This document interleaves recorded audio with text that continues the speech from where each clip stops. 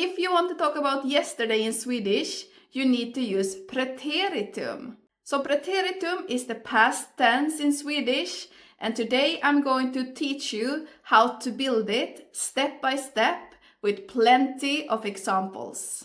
By the end of this lesson, you will be able to say sentences like I walked there yesterday, I went to school last week, and so on.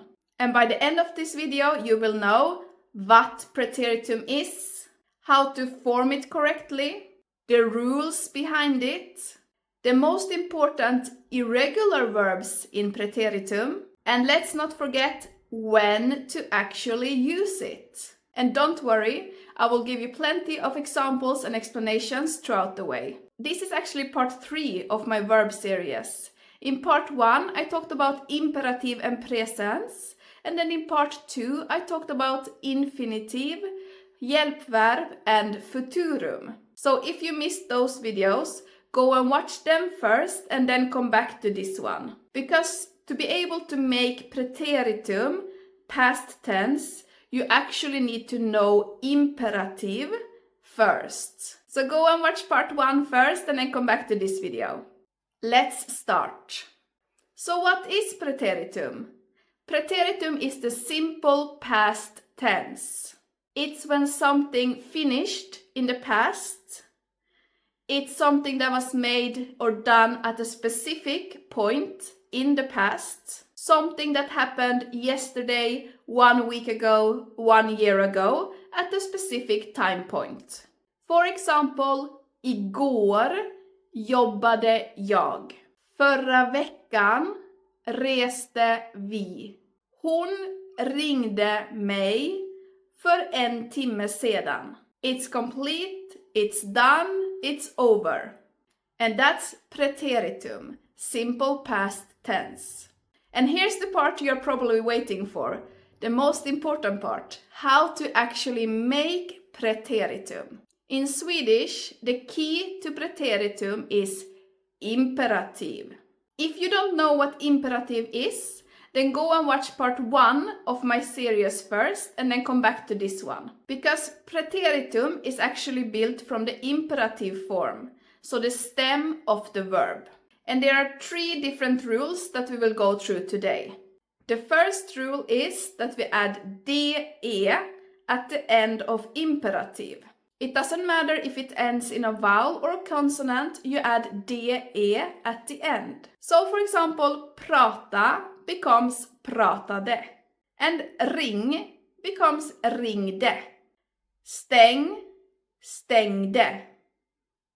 Öppna, öppnade. So usually you have imperative and de, and it doesn't matter if imperative ends in a vowel or in a consonant. It's still the same rule. But here's the tricky part. So the second rule is that if imperative, so the stem of the verbs, ends in k, p, t, or s, then we have to add te at the end of imperative to make preteritum. So for example, in the verb lek, it ends with a k here, a k.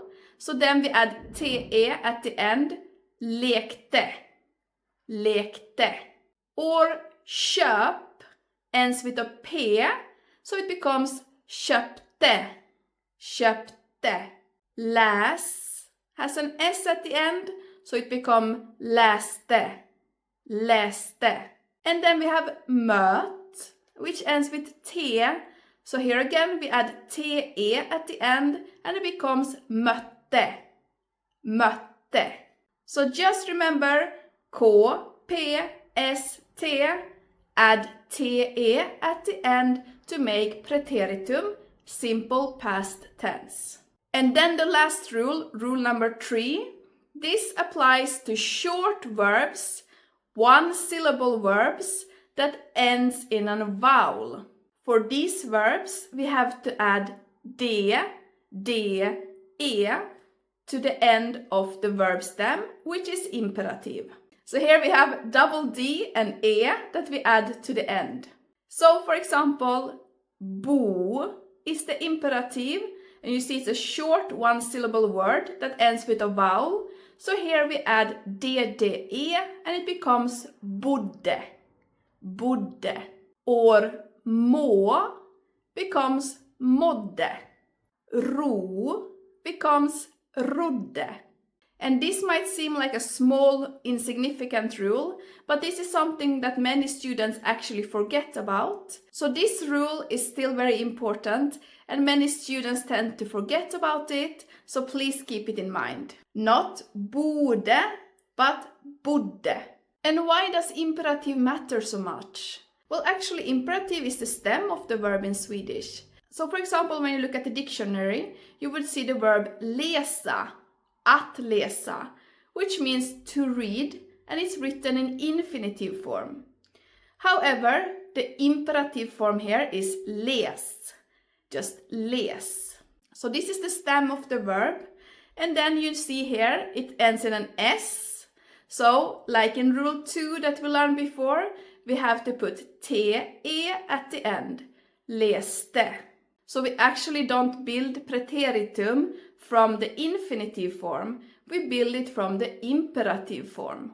And if you don't know imperative correctly, it's very difficult for you to make the preteritum form following the rules. And that's why part 1 of my series was so important. So now we have gone through 3 different rules, but unfortunately there are many irregular verbs in Swedish as well.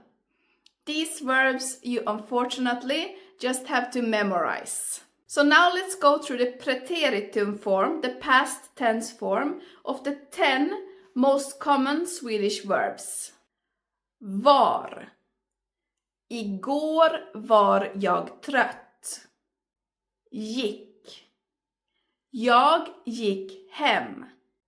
Såg. Vi såg filmen. Kom. De kom sent. Tog.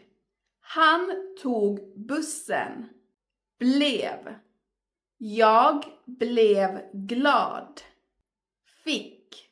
Jag fick ett mejl. Satt. Hon satt där. Drack.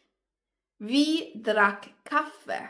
These you simply have to learn and memorize. There is no easy shortcut, unfortunately. So when do we use preteritum? In spoken Swedish, preteritum is very common when you say when something happened. So the time is important. Something is finished in the past. So you did something in the past or something happened in the past that already finished. Or it's a story. So when we do storytelling, we also usually use preteritum. Exempel. Igår åt jag pizza. So here we have a very specific point in time, which is igår, yesterday. And when we have a specific point in time in the past, we always use the preteritum form. And here are some very common mistakes. Igår har jag jobbat.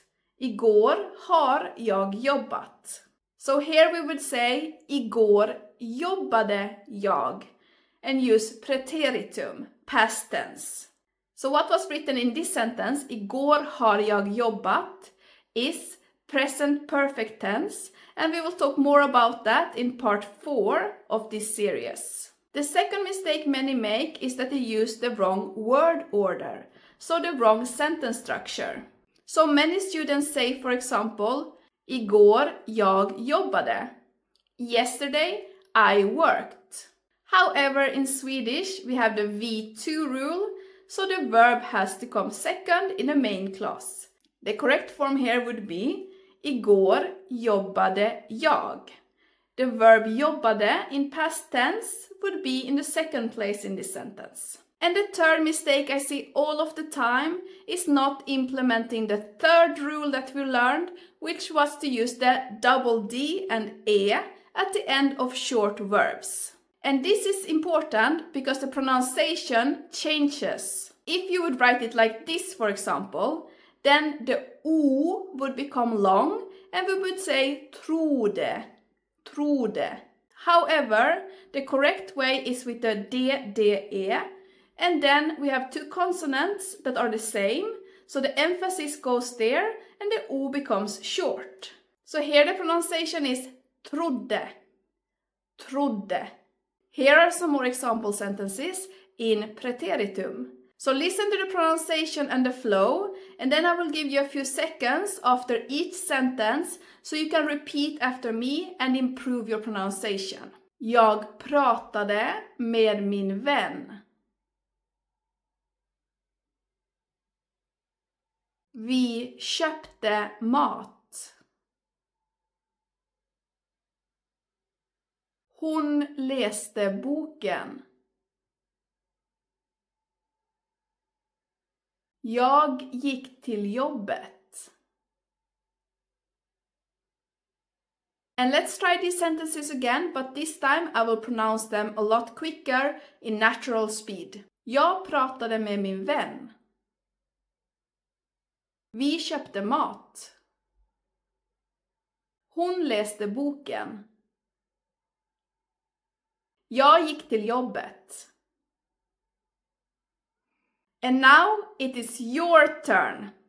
Here is a small challenge for you. I want you to write a sentence in the comments using preteritum. And if you want hard mode, try to write a sentence in the comments using an irregular verb in preteritum in Swedish. I will try my best to read and correct all of them as needed. So what's next?